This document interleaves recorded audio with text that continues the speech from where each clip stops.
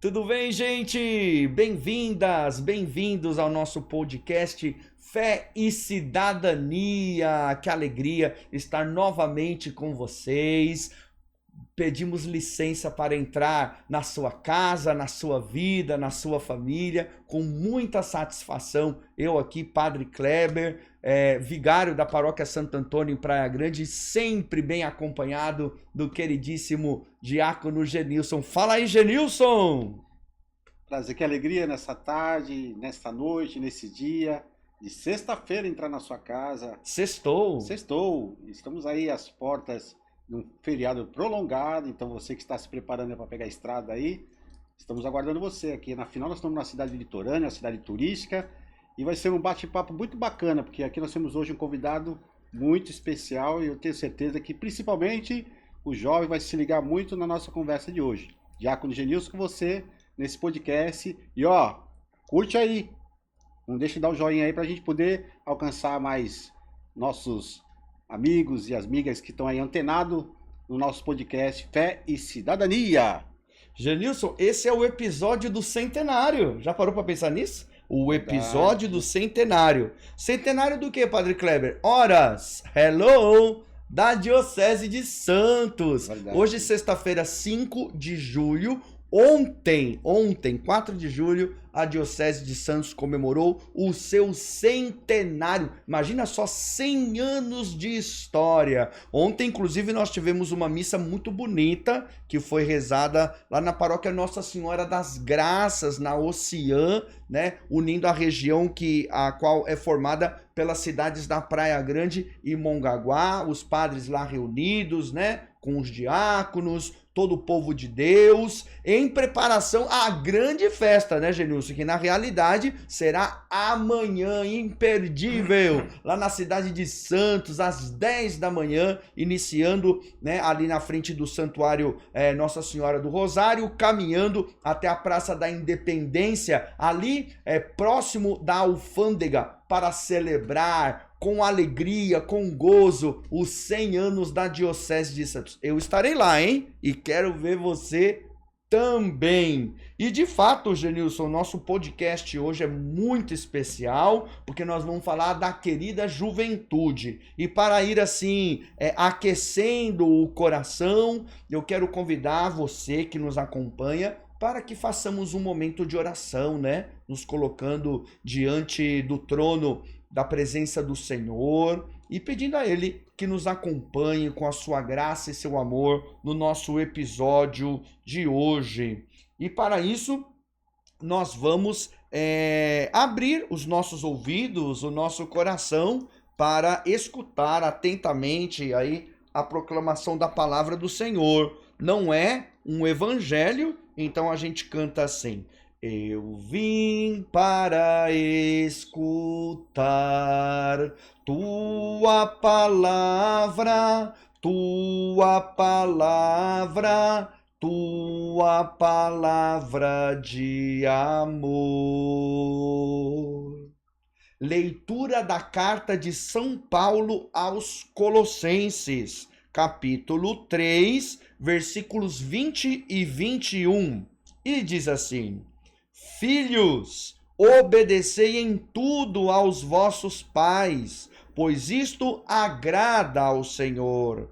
Pais, não irriteis vossos filhos, para que eles não percam o ânimo. Palavra do Senhor, graças a Deus. Bonita essa passagem, né, Genilson, em que fala aí da família, fala da família, sobre a convivência familiar e a responsabilidade que mamãe e papai têm com a educação dos filhos. Lembrando o quarto mandamento, né? Honrar pai e mãe. Então, que importante essa tarefa que não pode ser abandonada, né? Quer dizer, quando a gente gera uma vida, a gente tem uma responsabilidade para com aquela vida, cuidar, zelar, né? Ajudar para que ela cresça, se desenvolva, desabroche e possa chegar à sua máxima expressão. E claro, né, para educar, às vezes a gente precisa dizer alguns nãos, né? Porque a gente precisa das margens para que o rio possa fluir, né? Um rio sem margem, ele vira, sei lá, um mangue, alguma coisa dessa natureza. Então, que importante é para o rio ter as margens. Isso o fortalece e o ajuda a chegar na sua meta, né? Então, mãe e pai juntinhos, né? Eles vão colaborando para ajudar a que as filhas e filhos possam chegar à sua meta, à sua plenitude, ao seu desenvolvimento total, né? Agora, claro, sem exageros, né, Genilson? Às vezes tem umas mães e pais que são muito carrascos com os filhos. Meu Deus, já passamos dessa época, né? Então é importante sempre dialogar, conversar, né? Para que, porque às vezes se você aperta muito o parafuso, ô Genilson, acaba espanando, né? E aí se perde. Então, que importante é ter a sabedoria, né? A gente saber o ponto certo, até o momento da gente exigir, mas também o momento da gente ceder, né? Eu acho que aí está verdadeiramente a sabedoria do amor. O amor é aquele que sabe o momento certo de ser rígido, o momento certo de exigir, mas também o momento certo de acolher, de perdoar, de dar uma nova chance e de, acima de tudo, nunca desistir, nunca desistir.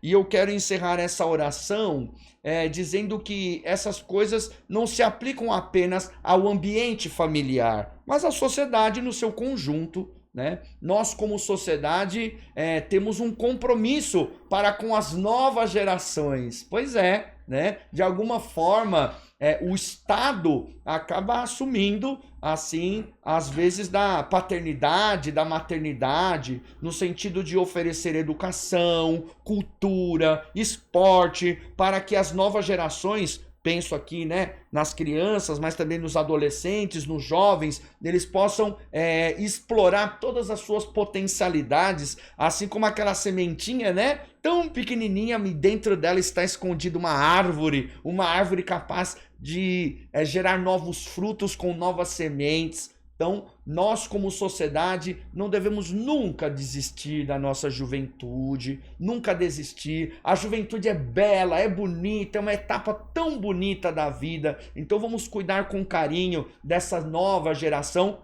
porque são os que vão cuidar de nós quando nós chegarmos à terceira idade, né? Então, encerrando esta oração, vamos pedir a Deus, que ama tanto a juventude, a Jesus, que é o eterno jovem, né? Que ele possa estar aí acompanhando com amor e carinho essas moças, esses rapazes e as pessoas que na nossa sociedade, na nossa prefeitura, governo, federação, que trabalham, apoiam e incentivam a nossa juventude. Vamos então encerrar rezando aquela oração que Jesus nos deixou como modelo. Pai nosso que estais nos céus, santificado seja o vosso nome. Venha a nós o vosso reino. Seja feita a vossa vontade, assim na terra como nos céus. O pão nosso de cada dia nos dai hoje. Perdoai-nos as nossas ofensas, assim como nós perdoamos a quem nos tem ofendido. E não nos deixeis cair em tentação, mas livrai-nos do mal. Amém. Peçamos a intercessão da Mãe de Deus, que também é nossa mãe. Rogai por nós, Santa Mãe de Deus, para que sejamos dignos das promessas de Cristo. Amém. E esse podcast é realizado em nome do Pai, e do Filho e do Espírito Santo. Amém. É com você, Genilson. E o senhor estava falando uma coisa, aí vem as boas lembranças, né? Justamente do ser pai e ser mãe, dentro dessa colocação que o senhor traz para nós. E geralmente o pai e a mãe ele tem uma importância quando a gente faz uma orientação para os filhos, que é justamente implicar uma direção, né? E muitas vezes para você dar uma direção para ele, conforme a margem que você colocava, você fala o não. E eu lembrava que meus filhos choravam tanto quando eu batia neles. Mas, nossa, você batia nos seus filhos? Eu falei, batia nos meus filhos, mas não batia com a mão, nem com o chinelo, nem com a vara. Eu batia com o diálogo. E quando a gente entrava para o diálogo, eles choravam, porque era sempre um momento de eu poder corrigi-los. Então, sempre o diálogo é a melhor forma de educar o filho. E ali eles se sentiam arrasados, porque eles sentiam que o meu pai chegou o momento de ele sentar para poder mostrar aquilo que eu fiz de errado, né? E que ali não era uma coisa boa. Então eles sentiam realmente, eu não sei a maneira como eles colocavam, mas eles falavam, eu chorava porque era o Senhor que estava falando comigo.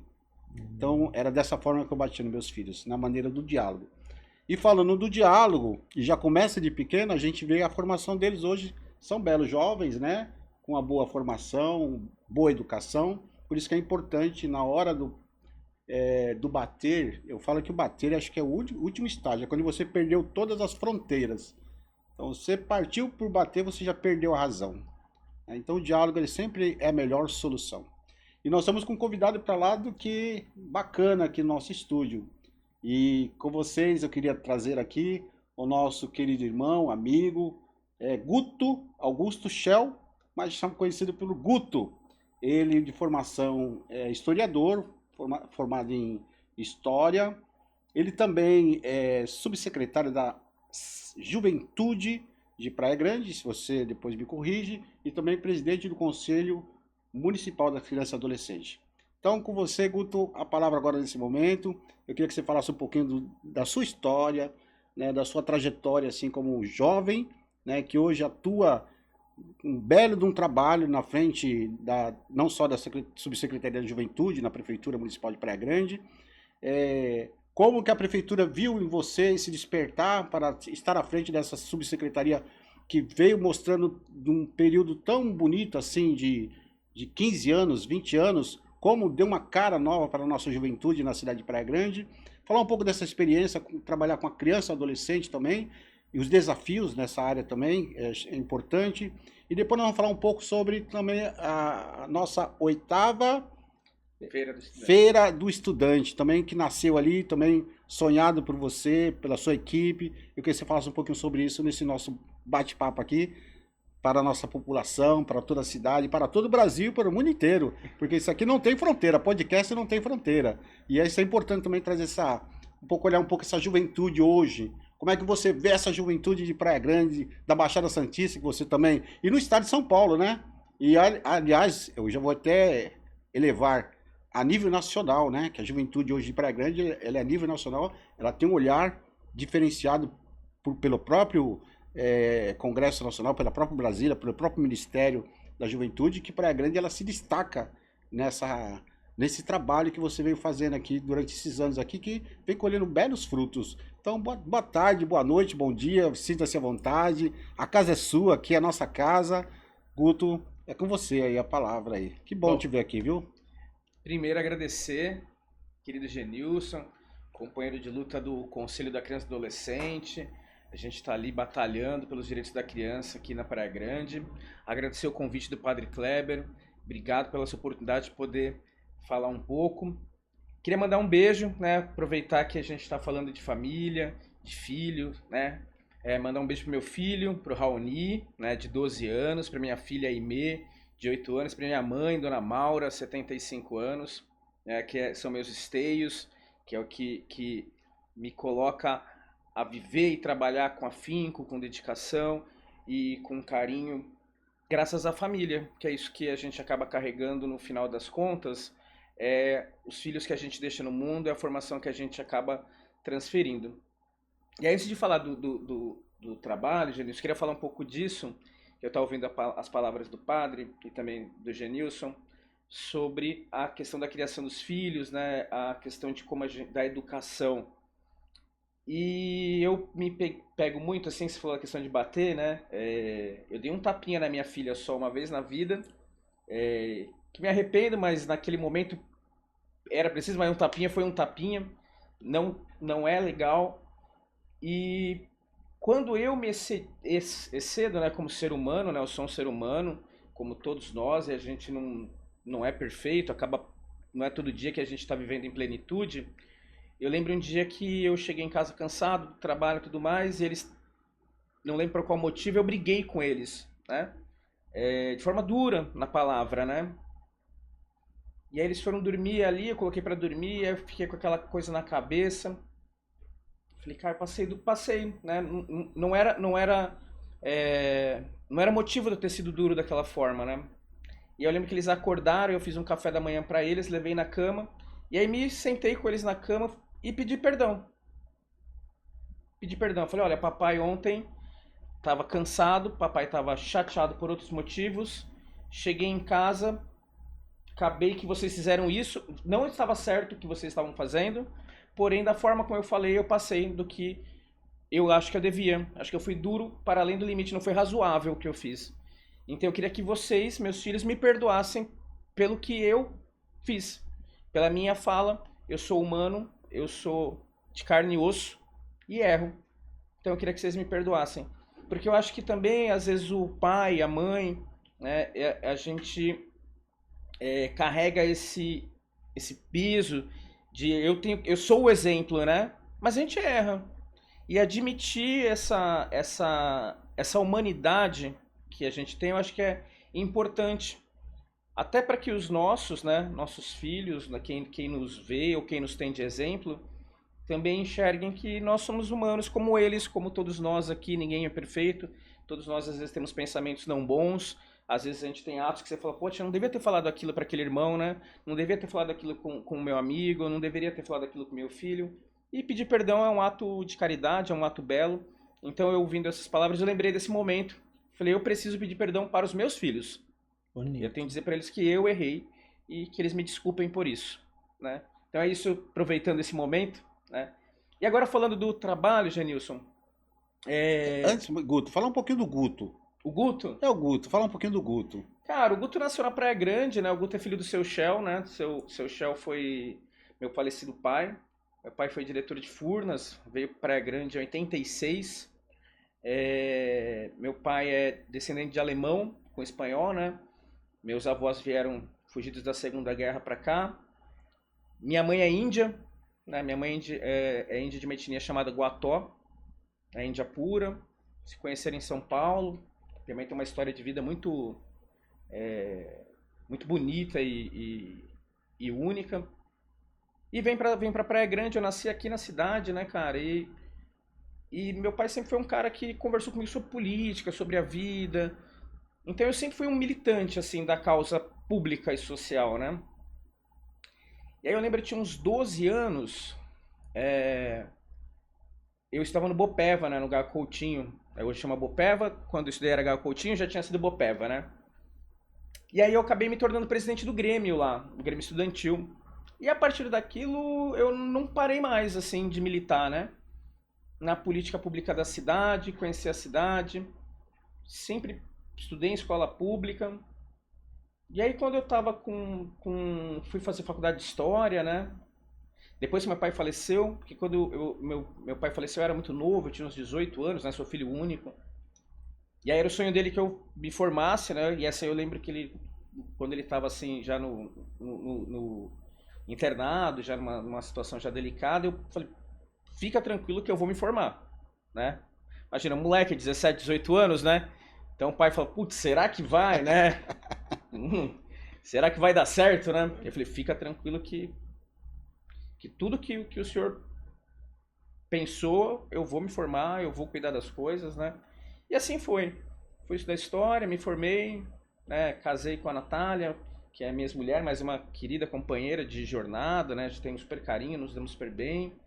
E tive dois filhos, tenho dois filhos maravilhosos, né? Que é o Raoni e a Aimee. Minha mãe que me acompanha, que é minha amiga, né? E aí, Genilson, fui militando, né, cara? E aí, por um tempo, assim, eu saí um pouco da vida pública, porque eu precisava trabalhar, né? Assim, tinha uma banquinha de jornal ali na Mirim, na 31 de março, ali perto da paróquia de Santo Antônio, né? Na rua ali. Inclusive, teve a procissão agora de Santo Antônio, né? Eu tava na padaria Renata, e eu adoro procissão. Eu adoro procissão, não posso ir uma procissão que eu vou atrás. Eu tava na padaria Renata, saindo, eu vi a procissão, falei, eu vou. Aí entrei na procissão, fui até ali, até o finzinho dela. E aí tinha uma banquinha de jornal lá na praia. E aí meu pai veio a falecer, eu tinha uns 18, 19 anos, fui trabalhar, coisa e tal, entrei pro imobiliário, fui no mercado imobiliário. Sou corretor de imóveis também, né? E aí cheguei a abrir um escritório ali no Forte. E aí em 2012, né? O Mourão me convidou para fazer parte da campanha dele, né? E eu fui trabalhar na campanha como um profissional mesmo, né? Eu já entendia bastante de política de campanha, mas eu já não estava mais atuando na política pública, assim, de fato, como militante, né? E aí, quando ele me convidou, eu fui trabalhar na campanha. Mas eu acho que, assim, o exemplo, como a gente se apresenta, você acha que não está sendo observado, né? E eu fui trabalhar na campanha com um coração de profissional. Ó, vou fazer meu trabalho, terminou a campanha, volto pro meu escritório. Que era meu trabalho, eu tinha minha imobiliária, né? Quando terminou a campanha, a professora Maura, né, a Maura Lígia, observando o comportamento, eu sempre fui um militante, falava da causa da juventude, né, da causa do movimento estudantil. Claro, Guta, a gente viu como que você se porta, que você não aceita vir para a prefeitura. Mas não era, foi uma coisa que aconteceu na minha vida, assim, não foi um plano, não foi construído, sabe aquela coisa que eu fui fazer uma coisa, fui observado, falei, olha, acho que seria legal. E aí acabei indo para a prefeitura. Quando eu cheguei na prefeitura em 2012, né, 2013 começa, eu confesso para você, Genilson, que para mim era novo, porque eu vinha do mercado imobiliário, estava no escritório, uma coisa é você ser militante político, né? Uma coisa é você estar nos movimentos sociais. Outra coisa é você estar na gestão pública, né? E aprendi muito, né? Então, tô falando assim, 2013, de 11 anos que eu tô na prefeitura, né? Onde aí a gente construiu a subsecretaria de juventude. Então, assim, quando a gente chegou em 2013, não tinha nada, né? Foi criada a subsecretaria, mas não tinha programa, não tinha projeto. Então, a gente passou a construir tudo isso. E aí, para construir a subsecretaria, em conversa com o Tadeu, né? O Tadeu até abri um parênteses aí, uma aspas. Teve aqui no nosso podcast, Tadeu. Ele comentou comigo. Teve aqui no nosso podcast. Tadeu, um abraço pro Tadeu. O Tadeu é meu companheiro sempre eu falo, é companheiro de jornada, né? Porque o Tadeu, a gente tem uma história junto que a gente era oposição no movimento estudantil quando a gente era menino. A gente disputava o movimento estudantil. Ele foi o primeiro presidente da União Municipal dos Estudantes e eu fui o segundo presidente ganhando uma eleição dele em oposição a ele. Né? A gente era oposição ao outro. Mas com todo respeito, né? Com todo respeito. Quando eu assumo como subsecretário, o Tadeu é a primeira pessoa que eu peço pro Mourão e pra Maura, falar, eu queria convidar uma pessoa para trabalhar comigo. Que era o Tadeu. Mas a gente não era amigo, sim, assim, era amigo de se respeitar, mas não vivíamos, né, o mesmo ambiente. Mas ele era um cara que eu respeitava da política, porque eu sabia que a gente acreditava em coisas similares e parecidas e nos respeitávamos. Por isso que a gente era oposição, porque a gente acreditava na cidade e acreditava na política como ferramenta transformadora, né, na política de juventude. E aí ele veio trabalhar com a gente. Então a gente começou a construir essa subsecretaria. E aí, Genilson, o que a gente entende? Que não tem como se fazer política pública se a gente não ouvir a sociedade. Só tem uma fórmula de você acertar, já é difícil fazendo tudo certo, né? Então, para fazer tudo certo, eu acho que o único caminho é ouvir as pessoas e trabalhar com dados científicos. Assim, a gente precisa fazer pesquisa. Então, o primeiro ato que a gente fez na juventude, isso em 2013, foi construir uma pesquisa chamada Mapa da Juventude, que era uma pesquisa, é um documento de quase 400 folhas, são 120, 130 perguntas, que a gente andou a cidade toda, né? Contratamos um instituto de pesquisa mesmo para pesquisar quem que é o jovem da Praia Grande, né? O que esse jovem quer, o que ele precisa, qual é o gargalo que tem. A partir desse mapa, que é um baita documento, a gente fez um caderno que a gente chama de caderno de análises. Então a gente pegou os dados mais sensíveis e cruzamos com o IBGE e PNAD, né? Para construir tudo que a Prefeitura de Praia Grande apresenta de política pública. Então a subsecretaria... Fica à vontade, desculpa. Se deixar eu falar, eu paro, viu? Não, eu só queria pegar um gancho nesse primeiro ato que você... Como ele é importante, padre, olha só. Eles fizeram um levantamento né, para ver o perfil do jovem na cidade de Praia Grande, conhecer, né, um estudo de causa, conhecer. E com esse levantamento que eles fizeram, nós tivemos justamente um ano depois, com o Instituto Coca-Cola na cidade de Praia Grande, procurando uma organização do terceiro setor para fazer uma parceria com o Coletivo Jovem. Eles foram em 4 entidades aqui da cidade e a última foi a nossa que eles visitaram. E foi justamente esse dado que nós apresentamos para ele e falamos que nós conseguiríamos atender aqui no coração da cidade de Praia Grande, no Boqueirão, 280 jovens por ano. 480 jovens por ano. E o presidente do Instituto Coca-Cola, ele falou assim para mim, vocês garantem, olhava no olho da Jussara, ele falou assim, eu garanto. Por quê? Porque o coletivo Coca-Cola, ele só é implantado nas periferias, de São Paulo, no Rio de Janeiro, em todo o Brasil. E na cidade de Praia Grande foi o único município de todos os estados que eles implantaram o coletivo jovem, que tinha um coletivo jovem no meio da cidade. Não era no Mascaeiro, não era na Vila Sônia, né, como é nas periferias da cidade de São Paulo. E foi a que mais deu resultado para o Instituto Coca-Cola, através desse levantamento, dessa pesquisa de dados, que eles levaram, inclusive. E por conta desse levantamento, eles escolheram a nossa entidade para fazer a parceria que nós temos com eles. Você vê bendito levantamento. Que coisa importante, né? Uns dados. Eu não lembrava desse... Engraçado, né? A gente conversando, agora eu lembrei. E você vê o quanto que é importante uma pesquisa. Né? Essa pesquisa, ela subsidiou não só o trabalho da gestão pública, como também das instituições. Porque, padre, na pesquisa, além de toda a política pública que a subsecretaria passou a desenvolver, ela é baseada nessa pesquisa.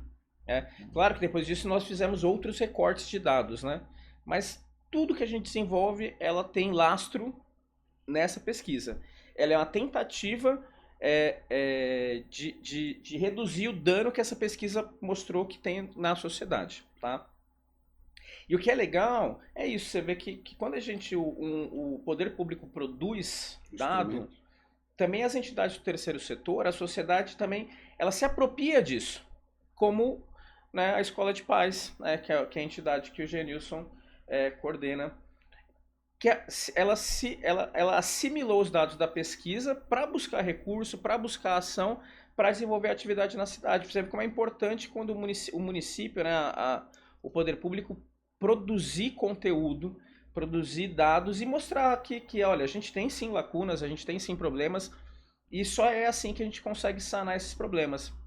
E aí, só para exemplificar, Praia Grande, né, é uma cidade que tem muitos equipamentos públicos, né, de excelência. E aí, lá em 2013, o que essa pesquisa mostrou pra gente? Que os jovens não conheciam o que a cidade oferecia para eles. E quando conhecia, eles tinham meio que um receio. Não é pra mim, né? Não vou no Palácio das Artes, que não é pra mim. O cara da periferia, o cara lá do Caeiras ou da Vila Sônia, não sei de onde, não ia. Não era pra mim. E né? É público, é pra todos, né? Não tem acepção de pessoas, né? E aí, o que a gente bolou? Que inclusive é o Tadeu que coordena. Um programa chamado Juventude PG. Basicamente, o que é? Assim, é até interessante contar, até porque se tiver gente de outras cidades assistindo, tá aí uma fórmula que é só copiar. O que a gente fez? A gente juntou em torno de 9 secretarias, né?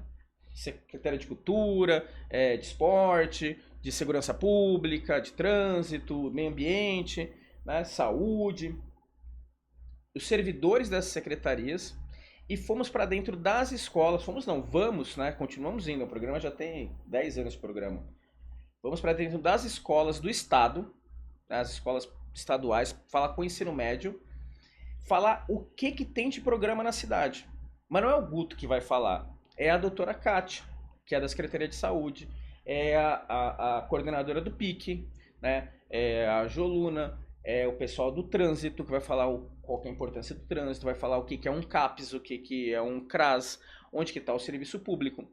Por quê? Porque a ideia desse programa é aproximar o gestor público, né, a pessoa que está no poder público, no serviço, do estudante. Então ele já sabe que se ele tiver alguma coisa, ele pode ir na USAFA. né? Ele pode ir no pronto-socorro, ele não precisa... Ele pode ir na Secretaria de Cultura, tem vaga na Secretaria de Esportes. E quem está falando isso é o cara da Secretaria de Esportes. Então a tentativa do programa é aproximar o profissional da gestão pública do estudante que está lá no ensino médio, que é o nosso público-alvo, que é a juventude, né?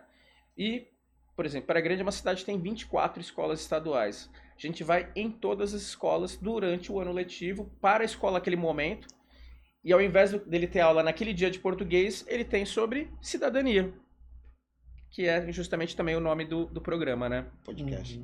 É cidadania. Eu queria perguntar, Guto, se você ainda tem aí presente os indicadores, né, de 2013, o que mais chamou a sua atenção e a atenção da sua equipe, né, nesse raio-x. Eu acho que o resultado foi praticamente um raio-x daquele momento da juventude, né, que de repente, mesmo passados 10 anos, 11 anos, mas ainda persistem algumas coisas. Mas o que mais chamou a sua atenção naquele momento, a sua e a da sua equipe?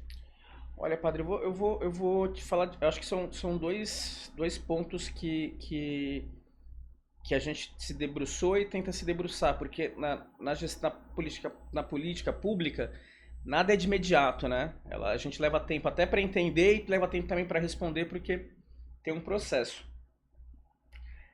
Um é a questão da educação, né? Até a feira do estudante é um produto também deste mapa, né? O que apontou pra gente? Que o jovem do município, até por uma característica da nossa cidade, ele quando terminava o ensino médio, primeiro assim, ele já não tinha muito ânimo de terminar o ensino médio, tem uma evasão muito grande, que não é uma característica só de Praia Grande, é uma característica do Brasil, né? E do estado de São Paulo onde a gente está. Mas quando ele terminava o ensino médio, ele não tinha... né? Eu usei a palavra vontade numa entrevista agora. Ele não tinha perspectiva de fazer um curso superior.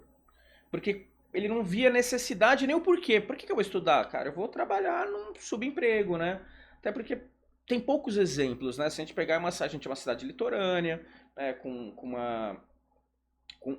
uma demanda de serviços, né? Então ele não tinha essa perspectiva de fazer um curso superior e nem de continuar estudando. Então ele terminava e ia buscar empregos no comércio. Ou nem tinha perspectiva de trabalhar também. Tipo, trabalhar, não sei. Ou alguns deixavam a cidade também, né? Muito comum, como São Paulo é muito próximo de nós, então não é difícil de ver muita gente que termina o ensino médio e vai para São Paulo, né? Também buscar uma oportunidade.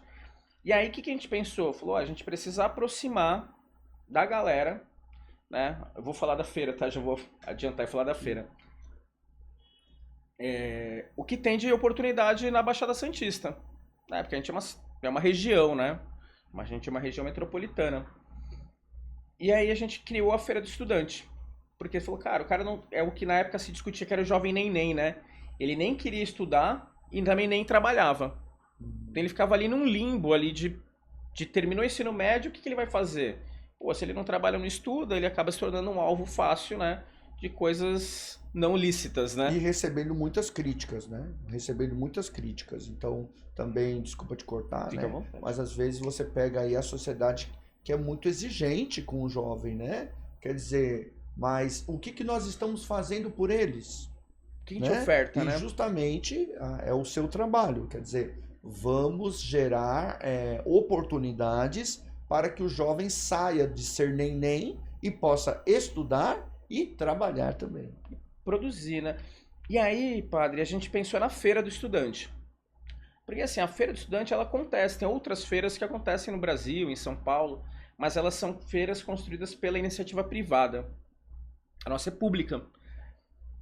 Então, o que a gente fez? A gente atrai as universidades, cursos técnicos, idiomas que tem na Baixada, na Praia Grande, particulares e públicos, para esse espaço, né, que é lá no Pavilhão Jair Rodrigues, pra galera ir lá e ver em loco o que tem. Ó, tem tal faculdade que tem bolsa, você pode fazer o Enem, você pode fazer um FIES, dá pra você buscar essa forma, ó, essa aqui é mais barata, aquela é mais cara, sabe? Assim, não é tão difícil, há possibilidades. Mas assim, como que também eu carrego esse jovem que está na escola estadual, que está lá no Júlio Pardo Couto, que está lá no Júlio Seco, que está aqui no Kuntz Busch, que está na Adelaide. Como que eu motivo ele para a feira? Porque lembra que se ele não quer, ele não tem a perspectiva. Então, se ele não tem a perspectiva, ele está vivendo aquele momento ali da juventude que todos nós vivemos, né?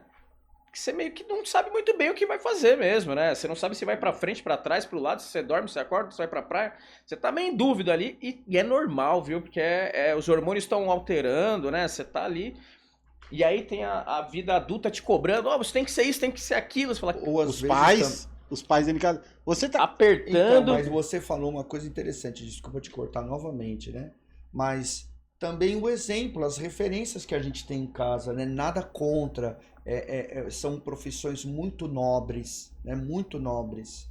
Mas às vezes você tem como referência, o meu avô foi pedreiro, o meu pai foi pedreiro, o meu tio foi pedreiro, então, tipo, é inevitável, eu vou ser pedreiro também. Mas vocês, com esse trabalho, com a feira, ajudou as pessoas a sonharem.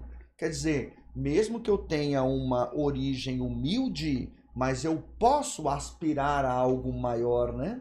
Eu acho que o senhor achou o que é o espírito da feira. É a tentativa da gente oferecer um sonho. E aí, se esse cara não vai sair da escola pelos pés dele para ir até lá, cabe a gente que é do poder público criar uma estratégia para levar ele. E qual que é a estratégia? Aí eu volto a falar, se alguém tiver aí de outras cidades, copia que é legal. A gente paga ônibus. A gente manda ônibus, são em torno de 60 ônibus que trabalham por dia, contratados, tem um investimento público de locação desses ônibus, tá? Para que eles vão, a gente manda ônibus na porta da escola, então vai um ônibus lá no Kuntz Busch, vai um ônibus no Bopé, vai um ônibus lá na Alexandrina, vai lá no Laudelino, vai lá no Júlio Seco, né, em todas as escolas da Praia Grande do estado, públicas, ou seja, pra gente, não é porque a gente é do município que a escola do estado não, o estado é lá, a gente tá aqui. Não, o aluno que tá no estado, ele é um aluno que está no solo da Praia Grande, né? Então, a gente manda ônibus buscar todos os terceiros anos do ensino médio.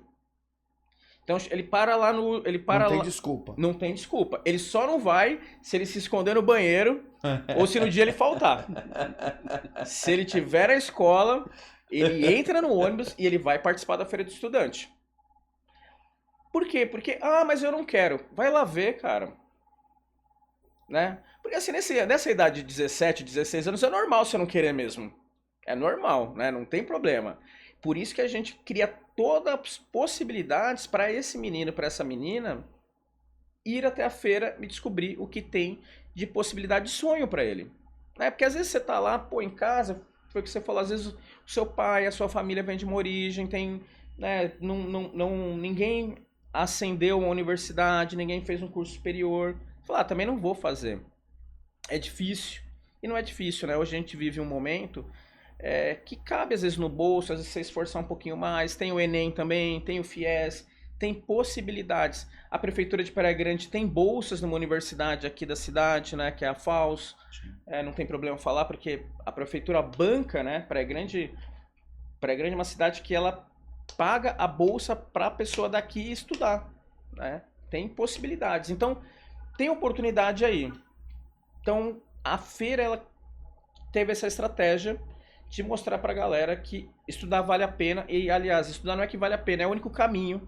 Né? Eu vejo que a educação ele é o único caminho de transformação da vida. Né? E é algo que fica para sempre, né? Ninguém vai tirar de você o conhecimento que você adquiriu, né? Você está comentando aí, Guto, e eu tô lembrando, Genilson, da época em que nós, quando queríamos ter uma formação técnica ou uma formação acadêmica profissional, a gente tinha que sair da cidade. E que bênção que é hoje, né? Que bênção, gente! Aproveita, que nem a gente vê as ETECs também, né? Que bênção, quer dizer, realmente as coisas estão à nossa disposição. Claro, de repente as vagas ainda estão muito aquém, né, da demanda, mas a gente percebe, se a gente fizer olhar no retrovisor, que a gente tem um caminho de muita esperança, né, Guto? Sem dúvida, padre. Eu acho que tem possibilidade, eu acho que assim, vale o esforço, né? E é o que tu falou, o conhecimento é para frente, para sempre, né? Eu fiz história, né? Fiz história no Unisantos, até o primeiro ano de história no Unisantos, a gente faz com seminaristas, né, que estão fazendo filosofia, e é uma troca bem interessante ali, né, da galera. E o que eu aprendi em história é para sempre. Né? Hoje eu não leciono, não estou em sala de aula, mas eu sou professor de história, né? Então, assim, a minha perspectiva de mundo é a partir do meu conhecimento. Isso nunca mais alguém vai tirar de mim, né? Vai ficar comigo até a hora que meu cérebro parar, né? E aí, padre, então essa eu acho que foi o primeiro dado que nos alarmou e nos fez reagir, né? Reagir com esse produto. O segundo dado, ele é delicado, que ele está ligado à questão da violência, né? Ele está ligado à questão da violência sexual. Então, assim, a violência sexual, ela está implantada na sociedade. Instaurada na sociedade. E ela é, não vou falar que ela é invisível, mas ela é difícil de ver, porque ela não é discutida, é um tema delicado, né, que tem uma série de delicadezas para falar sobre isso. As pessoas também têm pouco conhecimento de saber que estão ou vivendo aquilo ou exercendo aquilo. Então, quando você vai cruzar esse dado, até a reação disso ela tem que ser cuidadosa, né? Então, quando a gente pegou alguns dados de violência sexual que nos alarmaram, qual que era a nossa ação? É levar para dentro também do debate da educação. Mas aí não tem como você fazer é difícil você fazer uma grande campanha, porque você não tem muito como discutir isso. Então ela funciona... E aí você estaria expondo a pessoa, né? Você não pode revitimizar aquela pessoa que já está com dor, né? Ela já está em sofrimento. Então o que a gente faz isso permanentemente? Que é uma ação não visível, diferente da feira. A feira é um produto, né? Tá lá, ela vai acontecer, ela vai para a mídia. A questão da violência a gente discute sempre internamente. Então a gente mantém o debate interno, seja no CMDCA, como Conselho de Direitos da Criança e Adolescente, né? Seja junto à Secretaria de Educação, às escolas do Estado, debatendo com o diretor, olha, não pode esquecer esse ato. Falando com a Secretaria de Saúde Pública, né? Que tem que ser discutido isso. E, inclusive, sobre a questão da violência, não só sobre a violência sexual, mas aí do bullying de forma geral e as diversas formas de violência, a gente do CMDCA, né, do Conselho da Criança e Adolescente, lançou agora, nesse mês, uma campanha permanente contra o bullying. Que a gente vai criar uma estratégia, criamos uma estratégia, né? Então a gente vai iniciamos a campanha agora nas redes sociais, né, divulgando, né, que bullying não é brincadeira, o tema da campanha é bullying não é brincadeira, né? E o Disque 100. Está sofrendo bullying ou conhece alguém que está sofrendo bullying, algum tipo de violência, Disque 100. O que é o Disque 100, galera? Disque 100 é um telefone direto do governo federal, tá? Você discou 100, você pode fazer a denúncia ali anônima, o governo vai disparar aquela denúncia anônima para os órgãos de proteção municipal. Quem são os órgãos de proteção municipal? Conselho Tutelar, Ministério Público, Polícia Civil, que vão aí passar a investigar a questão daquela denúncia. A gente iniciou nas redes sociais essa campanha. Agora, partindo das redes sociais, nós vamos para as escolas. Então, a estratégia, qual que é? Conversar primeiro com os professores. Porque muitas vezes também o docente, né, que está ali na escola, ele também não sabe como reagir. Ele não sabe nem o quem procurar. Então, a gente vai conversar com os professores, voltando agora o ano, passando agora o recesso, né? As escolas estão em recesso agora. Conversar com os professores escola a escola. O segundo passo, conversar com os pais, né? E aí a estratégia, até que no Conselho da Criança e Adolescente a gente discutiu, esse diálogo com os pais não ser dentro da unidade escolar. Para que não pareça olha, vamos falar do seu filho, está acontecendo tal situação.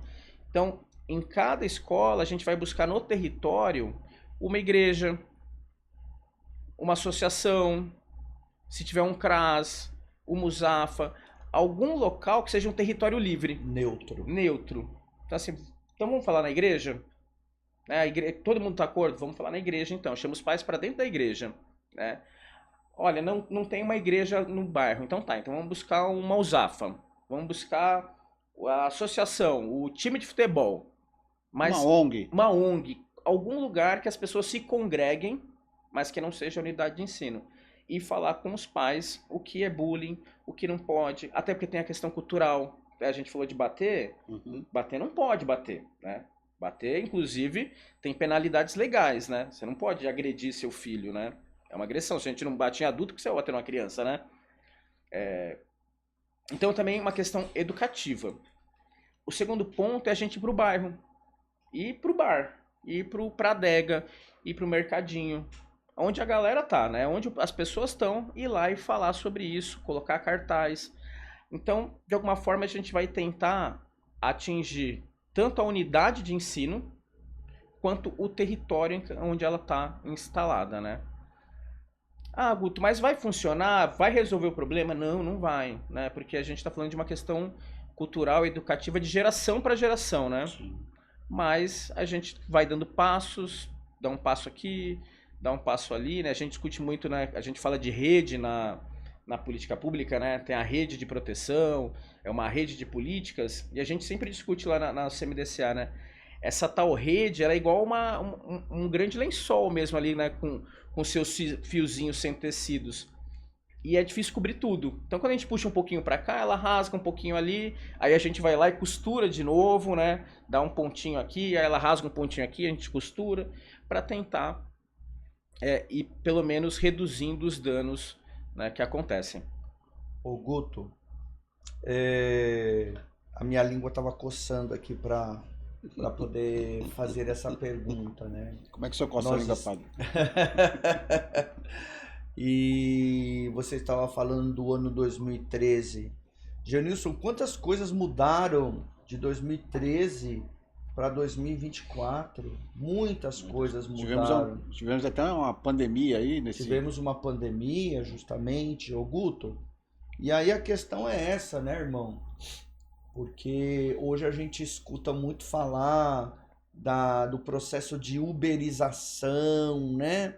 Então, da evasão escolar, e que muitos, além de não concluírem, né, o ensino médio, não sei, como que reduzem as suas expectativas a trabalhar, né, nesses aplicativos de entrega, no transporte, ou no caso das moças, também a questão estética, né? Fazer sobrancelhas, unhas e não sei o que mais e tal, né? E claro, são trabalhos dignos, todo trabalho é digno quando bem feito, né? E como dizem as pessoas, melhor do que entrar na criminalidade, no tráfico, ou de entrar na prostituição e tal, mas a gente percebe, de repente, alguns que já não sonham mais, né? Que querem ficar ali naquilo, e ainda com a falsa esperança. Eu sou um empreendedor, Guto, né? Eu sou empreendedor, eu tenho a minha própria... Eu não tenho patrão, eu sou meu próprio patrão, eu faço o meu horário. Claro que num momento de dificuldade aí, no pandemia, pós-pandemia de Covid-19, tipo, a gente teve que se agarrar à primeira coisa que aparecesse na nossa vida, e muita gente com esse trabalho garante o pão de cada dia na sua casa, na sua família. Mas pensando nessas possibilidades, né, que você falava, da feira de estudante e tal, como ajudar o jovem a ir além, né, a ter um voo mais alto, né, Genilson, a não se contentar em ser galinha que abaixa a cabeça e fica ciscando, né, no chão, mas realmente abrir as asas, Guto, como águias, né, e fazer voos altos, rasantes, né? Então, como que vocês veem isso na atualidade aqui no nosso município? Padre, eu vejo assim, eu acho que eu falei no começo, acho não, tenho certeza, não tem caminho que não seja pela educação, né? A feira do estudante, as ações que o município faz, tanto bancar bolsa, né? A pré-grande banca bolsa de estudante antes do ProUni. né? Antes do ProUni existir, Praia Grande já bancava bolsa em universidade aqui na cidade para que as pessoas estudassem. Então, o único caminho de mudança da vida, né, de mudança do status de vida, é a educação. Eu não vejo outra forma, né? Você falou a palavra empreendedor, né? Me perdoe quem estiver em casa, e me incomoda muito essa palavra, assim, me dói o coração de falar de empreendedor, né? Porque quando a gente fala de empreendedor, a sensação que dá é que a pessoa vai virar dona do McDonald's, né? Ela tá criando o Burger King, assim, né? Mas não, na verdade a gente tá falando de subemprego, né? De relações de trabalho. Vamos dar nomes aos bois. É subemprego e relação de trabalho não protegida, né? Porque quem trabalha de domingo a domingo... Outras frases que me incomodam muito, assim, né? Olha, enquanto eles dormem, eu trabalho. Você vai ficar doente, querido. Você pode estar novo agora com 20 e poucos anos e aguentar, mas daqui a pouquinho vai dar uma depressão, vai dar uma crise de ansiedade, né? Você vai cair doente por algum motivo, porque A vida vai passar e você não vai tê-la vivido. você não vai conseguir pegar uma praia, você não vai ver seus filhos crescerem, você não vai namorar, você não vai ver nada, você não vai ir no cinema, né? E a vida, ela é para ser vivida, né? Por mais que seja um chavão, mas ela é para ser vivida, ela é para ser curtida, ela é para ser gozada, ela é para ser gostosa, né? E se você não entender isso, vai dar um problema daqui a pouco. Eu tô falando isso para dizer que eu entendo que é uma questão para além do município. A gente precisa se entender enquanto nação, enquanto país, que a gente precisa de um projeto de Estado que tenha a educação como principal vetor do país. Indiferente se for o governo A, se for um governo B, se for um governo para cima, para baixo, para os lados, né? Mas a gente precisa ter uma educação de Estado.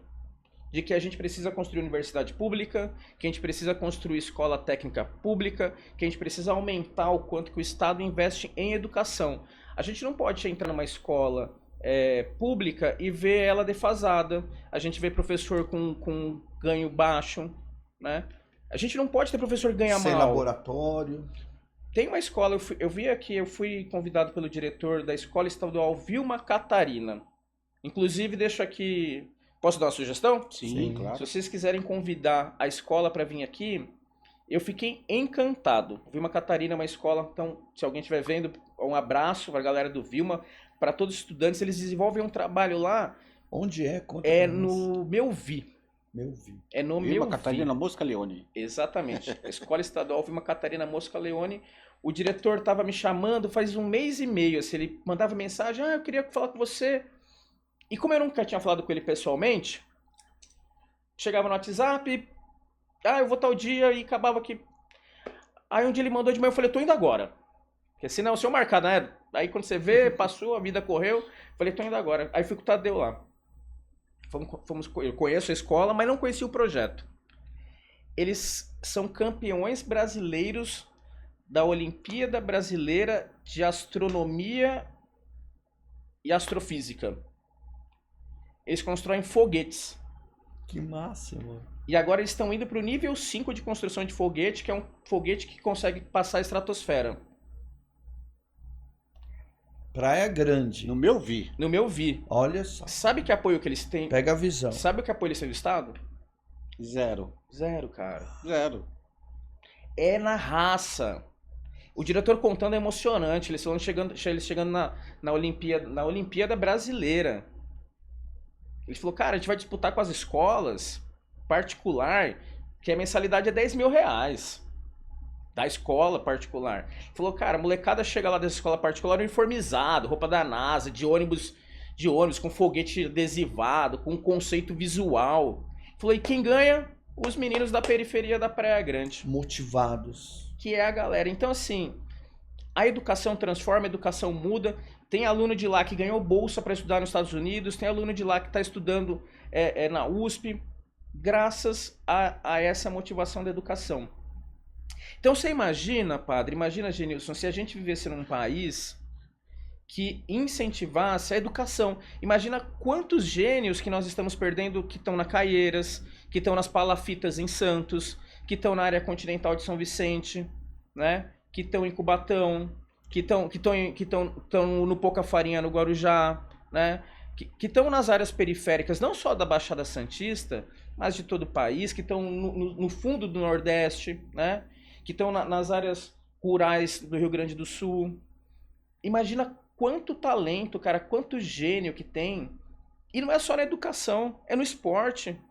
Imagina quantos atletas nós temos aí que estão passando, porque o Estado não investe. Então eu só acredito, que a gente vai funcionar enquanto nação e vai prosperar quando a gente conseguir fazer um grande concerto nacional, onde as nossas lideranças entendam que, indiferente do que nós acreditamos de ideologia, né, só tem um caminho, que é um projeto de nação e com investimento em educação. Então a gente precisa ter escola pública, de qualidade e para todos. E o cara saiu da escola pública, ele precisa ir para uma universidade pública, né? Ele precisa ir para uma universidade pública. A USP não pode ser... A gente tem uma inversão muito difícil no Brasil, né? Eu fiz uma escola... Eu estudei numa universidade particular, né? Eu falei, estudei na Unisantos, né? É uma baita faculdade. E eu vim de uma escola pública e fui para uma universidade particular. E no Brasil é sempre assim, né? O cara estuda na pública e vai fazer uma particular. Aí o cara faz a particular até o médio e consegue passar uma pública, porque não é fácil também. E tem pouco. Então a gente precisa investir, padre. Eu acho que a gente precisa aumentar o quanto que tem no orçamento nacional para educação, no orçamento estadual. Eu acho que o governo do estado precisa olhar para as escolas com muito carinho, ver que elas realmente estão, e não é uma crítica ao governo A, B, C ou D, né? Não é este governo, são vários governos, que nós temos escolas que estão sucateadas, nós temos professores no estado que ganham mal. E, Genilson, eu vejo assim, né? Eu também sou professor, conto para você, né? Sou professor também, então gosto muito da área da educação. Corre nas minhas veias também o sangue de educador, né? E digo, Genilson, que é preciso entender que a educação não é apenas uma transmissão de conhecimento, né? Um conhecimento apenas um conteúdo, mas na verdade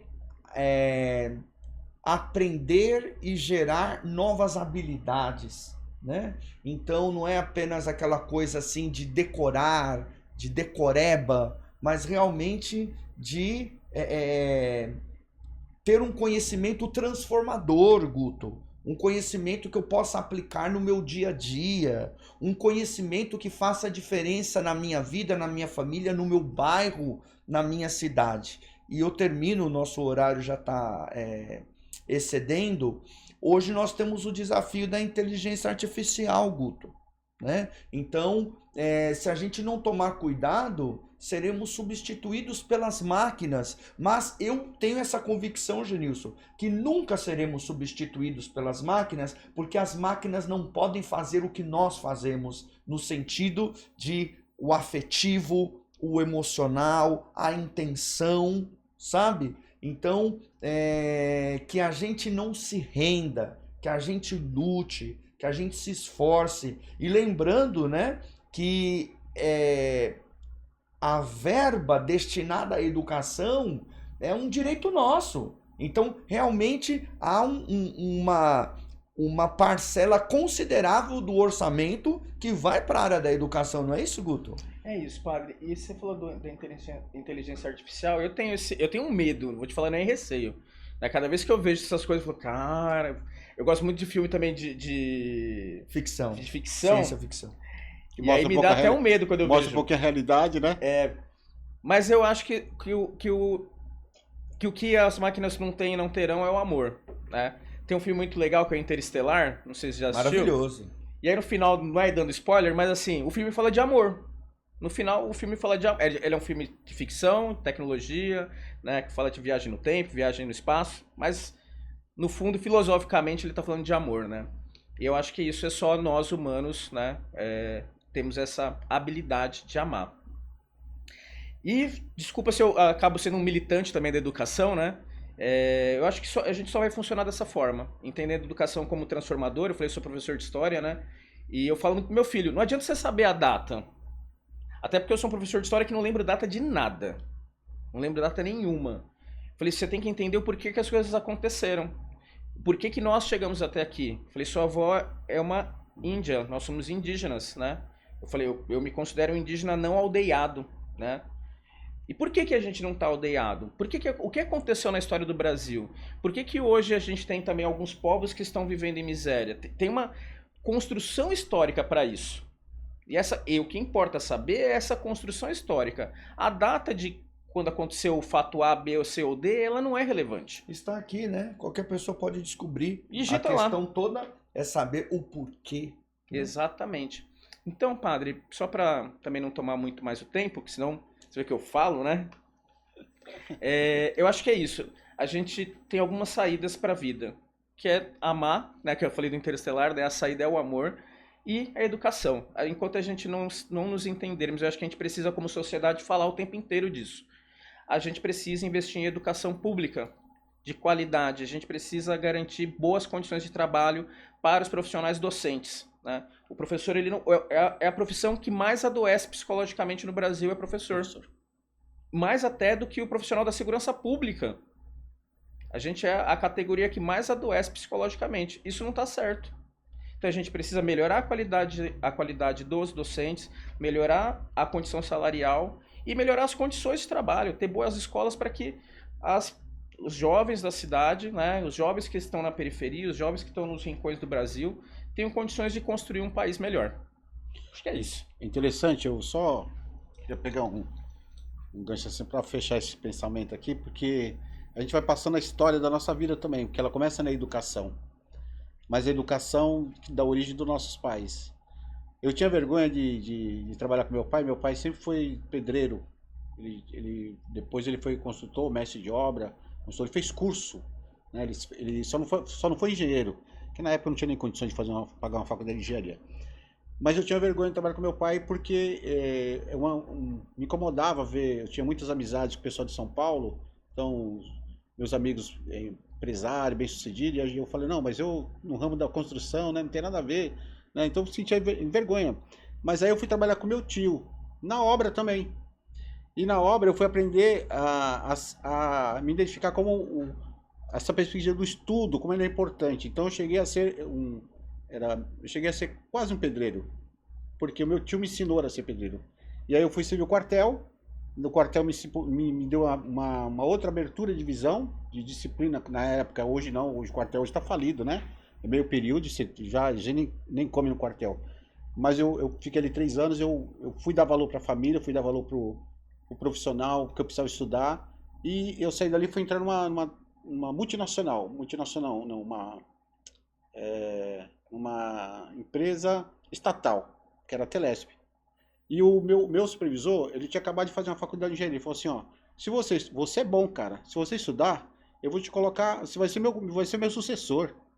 Ele criou as primeiras máquinas para identificar defeitos, né? Depois o ADSL na Baixada Santista, que eu também fui nessa área. Eu fui fazer uma escola profissionalizante técnica, Fortec. Aí me formei em eletrônica. Depois fui para outra faculdade, depois fui para TI, olha só, eu vim para o lado humano, que não tem nada a ver, que eu me dava muito com o público. Mas eu estou falando isso daí por quê? Porque eu fui percebendo que eu precisava estudar, porque se eu não estudasse, eu não ia ser considerado uma pessoa merecedora daquilo que eu estava fazendo. Melhor bem-sucedido, com melhor salário e com uma responsabilidade maior do que aquilo que eu estava fazendo a coisa certa, com propriedade. Você vê que interessante? Então a gente vai para uma linha que isso daí começa onde? Lá no berço, começa em casa. E ali já começa a motivação da importância do estudar, da importância do estudo. Eu acho que é bacana por aí. Por isso que nasce tudo isso daí na questão da juventude, né? E os jovens têm toda essa oportunidade, né, Guto? Para a gente poder falar assim, olha, Praia Grande tem muita coisa hoje. Diga-se de passagem. Só não pega hoje as oportunidades, e aí eu chamo a atenção aqui. Como minha mãe sempre fez, meu pai sempre fez. É eles que puxavam nossas orelhas. Então tá na hora das mães e dos pais também puxar a orelha do seu jovem aí. Se ele tá aí como neném ainda dentro de casa, já passou essa época de neném, querido. Agora é novos tempos. Você vai ficar para trás. Se você pensar em dormir tarde e achar que o seu celular é a sua vida, você vai ficar para trás. Bom, querido, então estamos encerrando. Um minutinho aí para você fazer suas considerações finais, seus agradecimentos, deixar uma mensagem para as pessoas que nos acompanham no podcast. Bom, quero agradecer primeiro o convite. Obrigado, padre. Obrigado, Genilson. Obrigado, galera de casa. Espero que tenham gostado. E quando vai ser a próxima feira de estudante? Convidar a galera aí. E agradecer o bate-papo. Eu acabei falando bastante. A gente falou bastante do que pensa, né? Fiquei muito feliz. Espero que também tenham gostado. Um abraço para quem está assistindo. E fazer o convite. A gente falou da Feira do Estudante. A Feira do Estudante é dia 19, 20 e 21 de agosto, né? Uma segunda, uma terça e uma quarta-feira. Ela vai acontecer ali no Pavilhão Jair Rodrigues, para quem é aqui da Praia Grande, fica no Jardim Quietude, das 9 às 22 horas. Serão em torno de 30 instituições de ensino, entre universidades, particulares e públicas, cursos técnicos de idiomas. A entrada é gratuita, tem praça de alimentação.